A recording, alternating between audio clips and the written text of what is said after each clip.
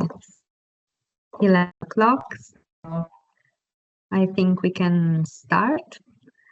Good morning, everyone. First of all, thank you for joining us today for this info session dedicated to the first open call of the Guardians project. Just a few words before starting. Guardians is a Horizon Europe funded project that focuses on strengthening the resilience of rural areas and local communities by developing innovative solutions that aim to empower small and medium-sized farms. This is thought to bridge the gap, the technological gap actually, with larger food producers. Today we are talking about our first open call, which will be a key opportunity to bring new actors on board for us and foster collaboration and expand the project technological impact. So today we will walk you through all the essential information about this open call, so who can apply, what kind of activities are eligible, how the selection process will work, and so on. At the end of the presentation, there will be a Q&A session to address all your doubts and requests. So I'm pleased to give the floor now to Ines Dinten from our coordination team. And she will give us an overview of the open call and its objectives. So Ines, the floor is yours. Hello, everyone. Well, I will start sharing my screen. Okay, you can see it? Yes. Okay, so welcome everyone. As Erika said, we are in this project called Guardians. I'm from CETIC, the coordination team of the project, and we are also in charge of the open calls management. Okay, so I will give you a brief overview of the project because Erika already mentioned a bit, but the project is focused on empowering small and medium-sized farms for make them more competitive against the bigger farms, no? We are doing this, providing them with innovative digital solutions that helps them to be more competitive, okay? Within these open calls that we are launching, we launched, in fact, in May, we are trying to enrich the portfolio of innovative solutions. Well, farmers are the main thing, the heart of our project. Okay, we think they are really the guardians of the territory. So, having this in mind, the project have also the aim or the goal of launching 2 open calls. This first one, the co-creation open call, that was launching mid-May and that will be open until mid-July, is the one we are explaining today. But we will have another call in 2026 that will be focused on farms only, and that is linked to this first one. I will explain how afterwards. So this first open call, you can see here the link to the landing page. Most important thing is the deadline, of course, and don't miss that. And what we are looking here, who can apply? We are looking for up to 9 consortia. It's mandatory to apply as a consortia. They be made up of 2 entities. So 1 technology provider, meaning SMEs, including startups, RTOs, and universities. And a use case, meaning a small or medium-sized farm. So it's mandatory to have these 2 participants as a consortium, okay, for applying. It's not, we are not looking for individual applicants. We need to be a consortia. Okay, these applicants need to be registered at any member state of the European Union or associated countries. In the guidelines of the call, you will find a link to a document where you can see all the associated countries that are eligible for applying. For doing what? Well, we will follow the same methodology as in the project, as in Guardians. So we need this consortia to co-design, develop, and implement the digital solutions. And the program structure that will last 15 months has these phases. So the first phase that will long 3 months is for the co-design phase, so the co-design of the technologies. Then you will have 6 months to the development of the technologies. And the third phase will be the validation or implementation of the technologies in the farm. So here you have 6 months, but it's mandatory you deploy the technology like for 3 months, but you have these 6 months or of margin, let's say, okay? And the last phase is the one that is linked to the next open call, to the Test Before Invest open call that will run in parallel. And in this second open call, we will select up to 9 farms, and they will be able to select or to choose between the technologies coming from the project, so the 9 technologies that we are already developing in the project, and the 9 technologies that will come from the co-creation open call. So they will have this portfolio, let's say, of 18 technologies, where they can choose which one they will like to test. So it's like a replication phase, let's say. So this phase will be for those technologies from the first open call that are selected in the second open call. It will not be for all of them, but for those that will result selected in the second open call by the farms. Well, what are the benefits? For the tech providers in this first open call, they will have a grant up to 60,000 euro, and for the farms up to 21,000 euro. Well, main info is in the landing page, in the section called documents. You will have there all this list of documents. The main one is the guide for applicants. There is all the information you need to apply. Of course, if you have any doubt, you can address your question to the help desk email, and we will answer you. But here is the main information you need.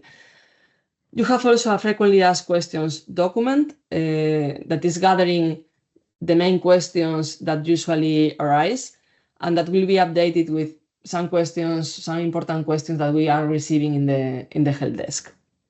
Okay, then you have like 5 annexes that you will need to download, complete, and upload in the application form. And you can also have a PDF with the application form structure. So when you go to the apply button, it redirects you to application form, very straightforward application form that you can include your information and then save, and you can edit later on if you want. But if you want to have an overview of all the things that we are asking you in the application form, you can see it in this document called Open Call Form Structure. Regarding the application procedure, as I said, in the landing page, you have this apply here button, and it redirects you to the application form. You can see in the right side of the slide the application form with several sections. Well, remember, you need to submit your application before the deadline. We are not accepting applications received after 15th July at 5 p.m. Brussels time. You can always save and edit your application until the deadline, and you will need to complete all the mandatory sections before submitting it. It's not possible, it's not allowed to submit if you didn't complete all the mandatory sections. Well, the application form has these sections, so an introduction, executive summary, where you include brief information about your project, a general information section where you will need to include the tech provider's information, data, etc., and the farm's data.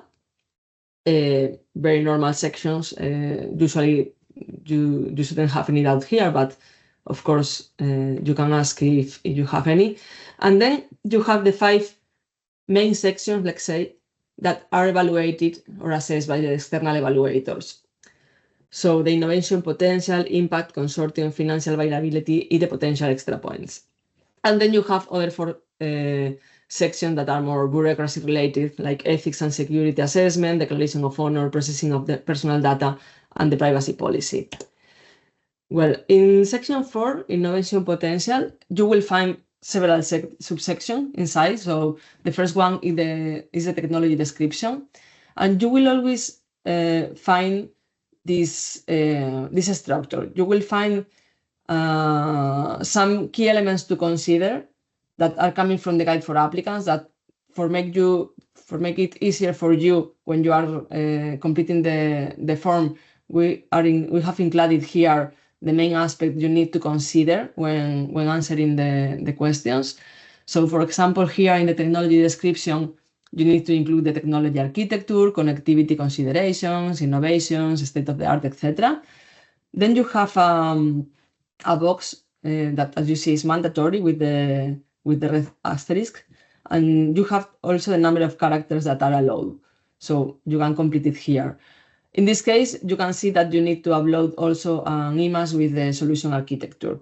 But, well, each section is similar to this. If we go to the next one, is the relevance of the project. You also have these key elements to consider, well, and so on. Same for the technology readiness level, the TRL. You need to explain the starting TRL. We are looking for technologies that are already at TRL 4.5. So we are not looking for TRL 1. Let's say we are looking for technologies that have been already tested in laboratory or simulated environment or demonstrated in a relevant environment. And the aim of the program is to take these technologies to TRL 7. So like a system or prototype that has been already demonstrated in an operational environment, meaning in this case, the farm, the partner in the consortium, the use case. Well, in the 5th section, meaning the impact section, you have also the same structure, key elements to consider that make you easy to complete the question, expected outcomes and business plan, and sustainability is very important. You stop very well in this question and explain how your technology will be sustainable. We are not looking for technologies that ends with the open call. We are looking for projects that have a sustainability, I don't know how to say, a sustainability focus also. And then in subsection 5.4, you have the engagement with end users through roadshow workshop. This is also well explained in the guide for applicants. It's a mandatory task that you have, and it's to participate in a workshop with at least one cooperative between the cooperatives we have in the project. So you can see the list of cooperatives there. It's a task that is in person, it's presential. So you need to participate in this workshop. What you need to do is to showcase your technology. And the aim of this workshop is to engage farms for the second open call. So in these workshops, the technologies within the project that we are already developing will be showcased. And we also want to showcase the technologies within the open call. So it's mandatory to at least showcase your technology in one of the cooperatives workshops, but of course you can select more than one and make a kind of road show. So regarding the consortium, you need to, of course, explain the organizational and technical capacity, then the complementary experience. And we go to the financial viability section.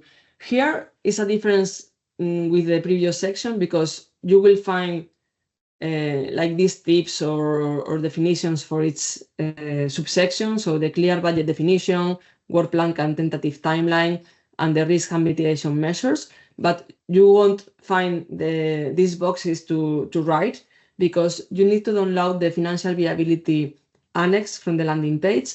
and you need to include all this information in there. So you will find this annex is an Excel file. In the first tab, you will find the instructions to complete it. Then you will have the budget for the tech provider, the budget for the farm, and then in the next tab, you will need to include the work plan and the timeline. And in the last tab, the risks you find and the potential risks and the mitigation actions you will take. Well, next section is regarding the potential extra points.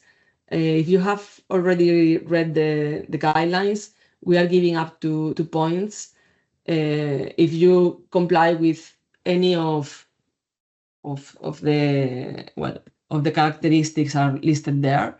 So, for example, the first one is that your technology is related to sustainable and regenerative agriculture practices. If so, you mark yes and justify why it is related with this point. For each of these characteristics that you comply with, you receive 0.5 points up to a total up to 2 points. Is the maximum you can gain from the extra points.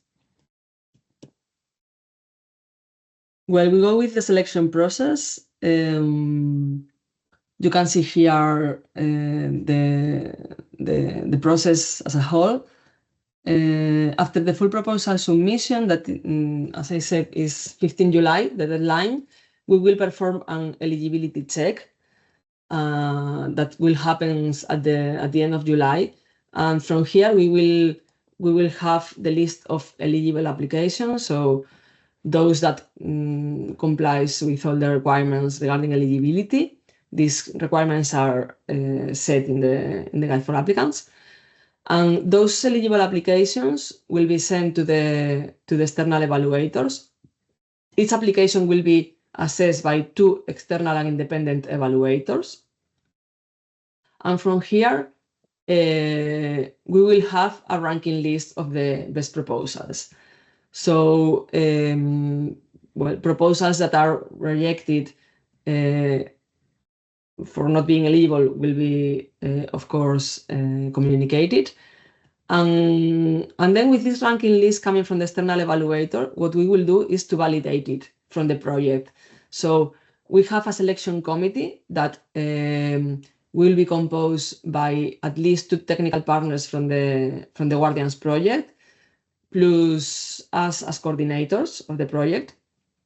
And what we will do here is to validate these proposed winners from the external evaluators, let's say. What we will do is to check that all the applications that are proposed as winners are on the scope of the project, okay? From here, we will have a provisional list of winners, let's say, that we will pass through a formal check. This step is also well explained in the guide for applicants. All this process should end in October. And last step is to sign the contract, the subgrant agreement with the participants.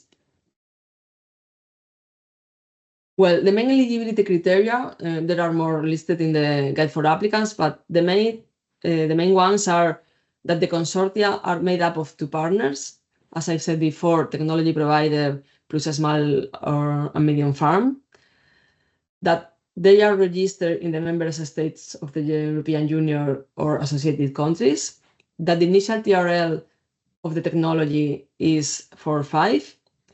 The language of the application is in English. All the mandatory fields need to be completed in English. Information that is not provided in English will not be assessed. And to comply with the deadline, as I said several times. The evaluation criteria are those you can see here and the ones we went through before in the application form.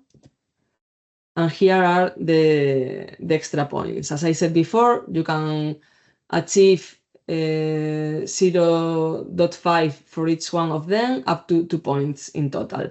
So if your technology is related with sustainable and regenerative farming practices, circular economy approach, social impact and inclusiveness, value-added primary production, interaction between wildlife and farming livestock, or innovative technologies. Well, you can find all the documentation in the landing page of the open call. If you go to the web page of the project, it's very easy to find. We have a call to action button there as well. And you have here the email for the help desk. Any question you have, we need to assess it via this email because we need to perform a fair, transparent process, and we are just answering questions through this email, like the official communication line. Some tips for having a successful application. Well, first one, read the guidelines carefully. All the information, as I said, is there. All the information is there. Is the guidelines for this open call. You need to align with open call's goals, of course. Please be clear and concise. It's better to express your descriptions and so on of the technology in a clear way, that more than in a large way, but make sure that everything you write is clear. Highlight the innovation aspect of your technology. You are seeking innovative solutions. So the real world impact. We are developing technologies for farms, for people. We are co-designing. We are developing in common. The aim of this project is not to develop technologies and throw it to the farmers and see what happens. Is to design and develop technologies that are really useful for them. Okay. Build a strong consortium. Be sure that you are complementary, that you can work good together. Present a realistic work plan. Provide a sound budget. Demonstrate sustainability, as I said before. Address all the ethical and legal aspects. And of course, more important one, submit on time. Because as I said before, submissions after the deadline will not be assessed. And well, I think it's all from my side. So we are open now to questions. I will be pleased to answer. Thank you very much, Ines, for this overview. Yes, as Ines said, we are now moving to the Q&A session, so you can ask all your doubts. You have two options. You can type your questions in the chat and we'll read it out loud and answer it, or you can raise your hand and we'll give you the floor to speak directly. We will do our best to answer as many questions as possible during this session, and we will try to alternate both live and questions via chat. If we run out of time, don't worry. We can collect all the questions we receive in the chat, and we will answer via email to all the remaining questions. So feel free now to raise your hand or type in the chat. Okay, I see already some questions in the chat. There is a question in the tab, work plan timeline in Guardian Annex 1 financial visibility. There are 14 fields asking for input. Have these fields any character or word limit? In the Excel file, you mean? If I'm not wrong? Yes. Yes, in the Excel file, I think it's not a limit of characters. If it's not indicated, this limit, you can include whatever you want. Of course, try to be concise, as I said. Okay. We have another question in the chat. Could you confirm the possibility of for a Swiss tech company to participate in a consortium with an Italian farm? as long as both countries are included in European, I'm answering in general because maybe this question can change with other two different countries. So as far as both countries are included in the European countries or associated, is possible. Both partners needs to comply with the eligibility criteria regarding the countries. Okay.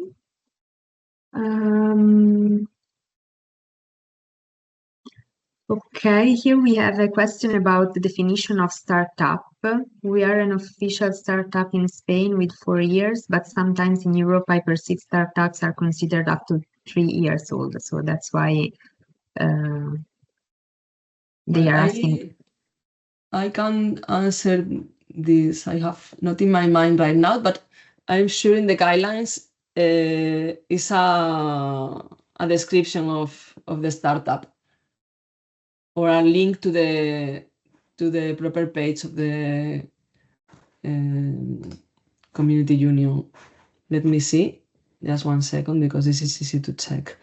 And the same is for the definition of a small farm, right, Ines? In the guideline, there should be the description and the parameters to what is considered a small farm.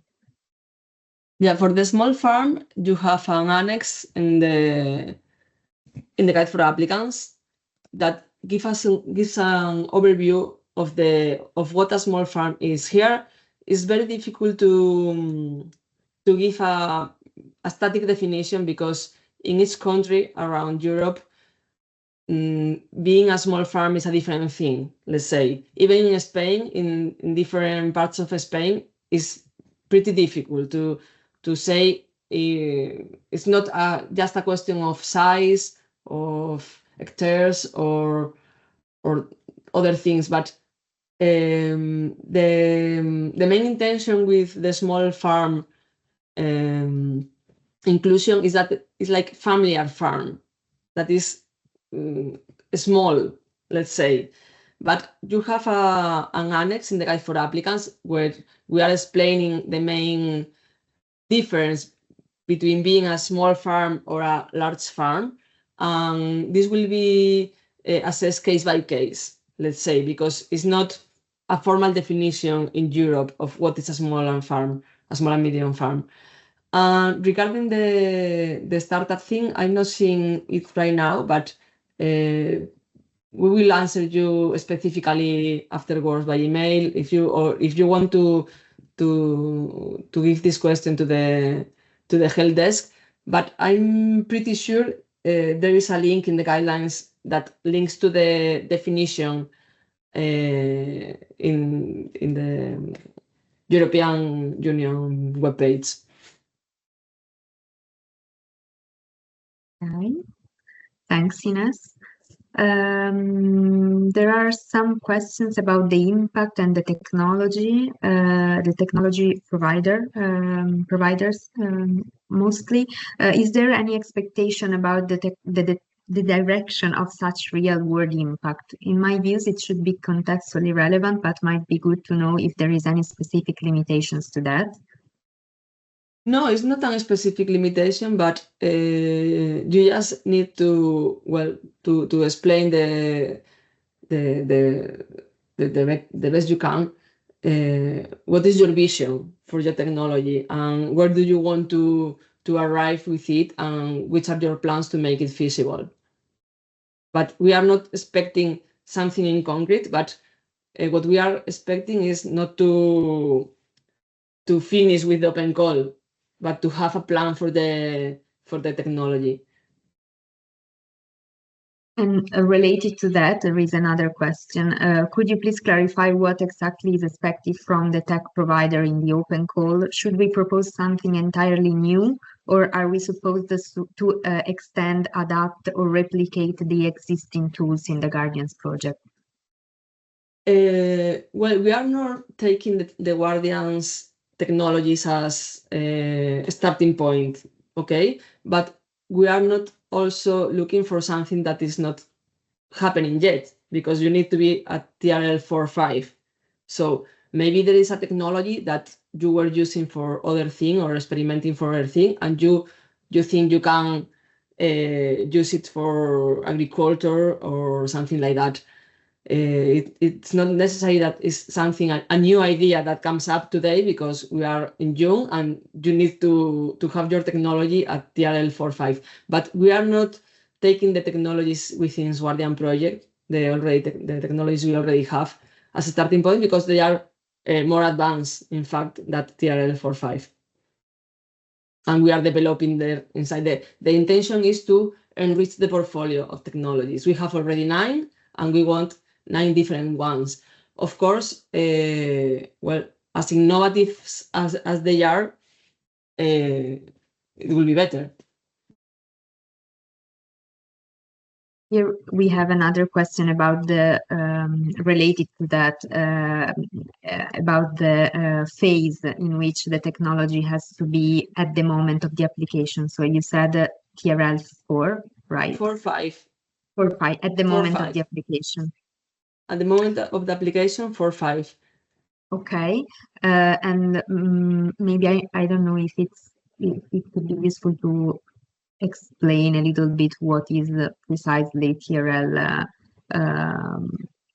Yeah, TRL 4.5 means that these technologies has been already tested in a controlled environment or laboratory or whatever. You have a first, you have tested them in some way, and now what we are doing within the OpenCall program is to adapt it, let's say, to the use case. So the farm you are coming with as a consortium, adapted. This is the co-design phase. I have this technology in TRL 4.5, and then I find how to adapt it with the farmer. Then we make this development, and then you implement the technology in the use case in the farm. So with this process, you will reach TRL 7. That's the goal. That is testing the technology in a real environment, not laboratory, not control environment, but a real environment. And then if you are selected to be tested in the second open call, it's like a replication. You, again, test your technology after the improvements you have made with the previous test. You test the technology in a second use case. So it gives you the value of having feedback 2 times from the real environment and to polish your technology for that situations.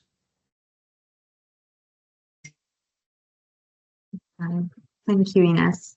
Here we have another question. What are the acceptable proofs that a gathering session with end users took place before the proposal being submitted? So I don't know if I understand. I guess they already organized an end user session, I guess, before the proposal, and they are asking which proofs they can upload or bring. Yeah. It's needed that they, of course, have this session before submitting the application to know they are going to work as a consortia and that the technology is in line with the needs of the farmer. As, let's say, as means of verification, you can upload a photo or an explanation, something that can confirm that you had this meeting. Okay, great. We have another question about the residency of tech company and small farmers. They are asking, tech company and small farmers must reside in 2 different countries. I would say no. No, of course not. As long as the applicants, both of the applicants are registered in the eligible countries, it's okay. They can be in different countries or in the same country. It doesn't matter. Yeah, and related to that, another question was if we accept only small and medium-sized farms from Italy, Spain, Sweden, or Czechia. No, it's all the countries. All the eligible countries are for both technology providers and for the farms. You don't need to stick to the countries we are covering with the project. For the open call, all the European countries and the associated countries are eligible, both for the technology provider and both for the farm. What is mandatory is you make this workshop in one of the cooperatives that are not in all Europe, are like in these places. But you can choose which cooperative you want. You don't need to choose a cooperative in a different country of yours if you have a cooperative that is nearby and is listed in those in the guidelines.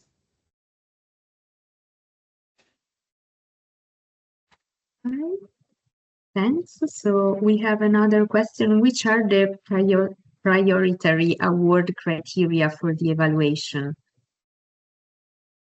Well, I think it's a combination of all of them, of the fourth one, then is the fifth is the extra points. Okay. Of course, if you have some of these extra points, this will make your applications more successful, of course. But between the other four, it's a combination of all of them. It's pretty difficult. You have a very good application, complying very good with the three first one if you are not showing the sustainability of your technology. Or it's very difficult also if you show the sustainability, but the consortium is, it seems that it's not gonna work together for any reason, or it's a combination that makes the four criteria work together, I would say.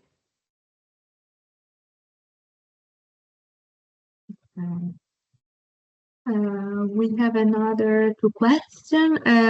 Is it needed to contract the cooperative before the submission of the proposal in order to get the approval from them to organize the workshop or roadshow with them? No, it's not necessary. It's not necessary. This workshop will be made in the context of in the framework of the project. It's a group of workshops that are already foreseen. So what we will do with the beneficiaries, with the winners of the open call, is to see which cooperatives they have selected, and we will make some meetings with the cooperatives and the beneficiaries from the open call that are selected that cooperative to select a good date for both of them, let's say. Of course, we have like a period of time where we need to comply with this activity, but we will have some flexibility. So we select a good date for the cooperative and a good date for the consortium.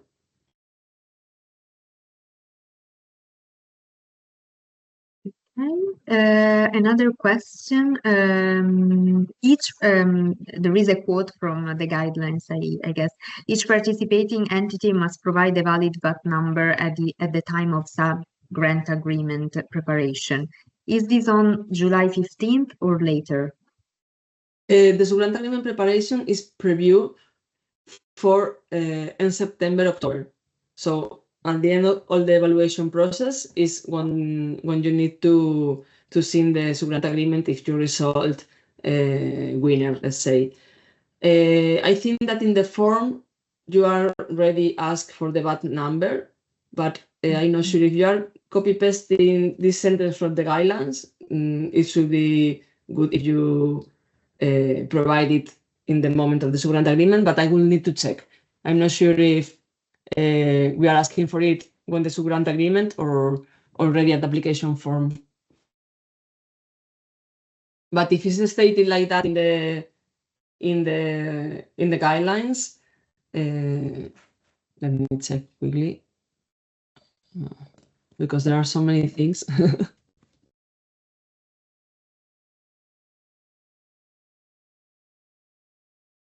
Yes, it will be asked when you see the subgrant agreement.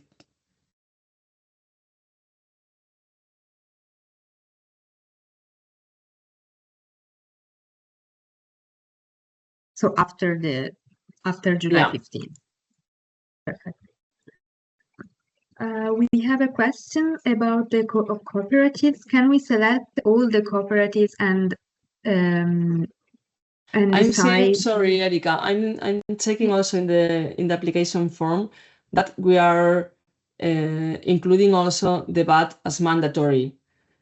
Okay, but since in the guidelines it's required with the subgrant agreement, I assume you can include just a sentence in the VAT section, like provided with the grant agreement, with the subgrant agreement or something. Okay. Okay. You will need So the question... to write something in that section, but if you don't have already the VAT, but you will have it in September, let's say, you can write there something. But keep in mind that if we arrive to the time of seeing the subgrant agreement and you still don't have the VAT number, we will skip to the reserve list, to the next applicant, to the next winner consortium.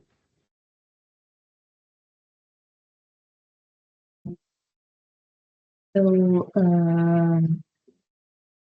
yeah, I think you clarified. There was another clarification request, but related to that, but I think you clarified in the end. So, another question about the cooperatives. Can we select all the cooperatives we decide to which we do the workshop during the project? No, I think just the ones from the Guardians project. I would suggest to select the one you expect to use, let's say, but I think we will be flexible with the changes in this sense, because as long as you make one workshop in one cooperative, it is okay. But we need to have this estimation of where are you going to make the workshop, so we can have the most representative spectrum, let's say. So we have beneficiaries showing their technologies in the maximum of cooperatives. But maybe all of you select the same or not. It's not gonna be something that gives you more points or not. So select the one you prefer, or the ones you think you will be more comfortable going to.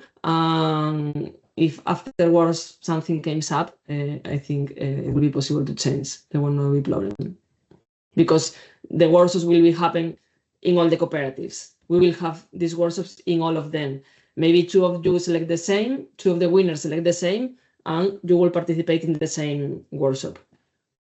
It depends on the results, but I don't think there will be any problem if you need to change from the selected one in the application form. We have another question about the VAT number. Is it possible to have a SIRET, SIRET number instead of the VAT number when you are from France?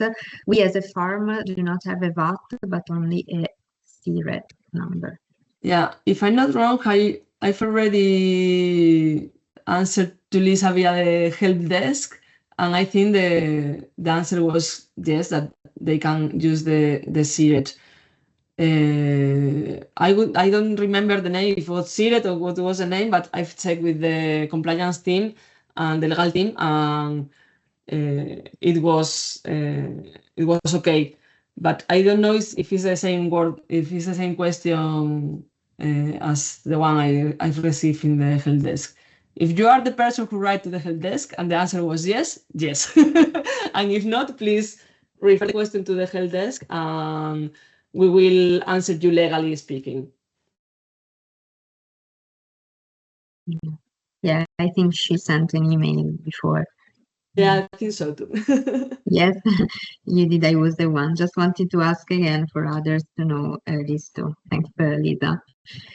Since this is a frequent topic for French farmers. Good to know also Good to that this know. is a frequent topic for French farmers. Thank you. We will try to include this in the frequently asked questions, second version then, to Yeah. make it clearer. Okay. There are no other questions at the moment in the chat. I'm not sure if someone wants to ask something directly live, or if you have any other questions in the upcoming days, please refer to the email that Ines said. I'm also copying it here in the chat. This is the help desk for the open call. So please refer only to this email for transparency reasons. And yeah, I copied the email in the chat so that you have a reference to ask all other questions that may come up. Okay, it seems there are no other questions. So thank you everybody for joining this info Thank you very session. much. Thank you. Thank you so much. And have a nice day. Bye. Bye-bye. Bye. Thank you. Bye-bye.